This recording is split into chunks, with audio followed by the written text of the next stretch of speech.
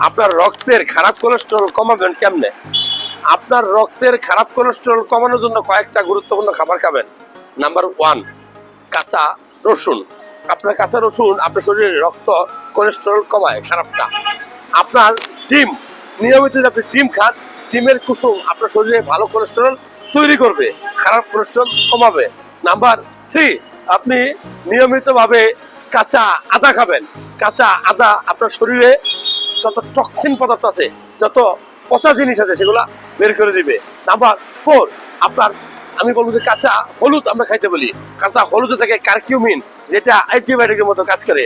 আর 5 নম্বর, আপনি অবশ্যই শসা এবং ক্ষীরা ভাত খাওয়ার 15 মিনিট পূর্বে খাবেন। দেখবেন যে আপনার শরীর থেকে যত ময়লা, যত খারাপ কোলেস্ট্রল সেগুলো ঝরে পড়বে। তবে মাছের মধ্যে স্যালমন ফিশ, টুনা মাছ, এই মাছগুলো আপনি খেতে পারেন। আর দেশি মাছের মধ্যে আপনি পাঙ্গাস মাছ এবং তেলাপিয়া বেশি খেতে পারেন। এগুলা শরীরের খারাপ কোলেস্ট্রল বর্জ্য পদার্থ বের করে দেয়।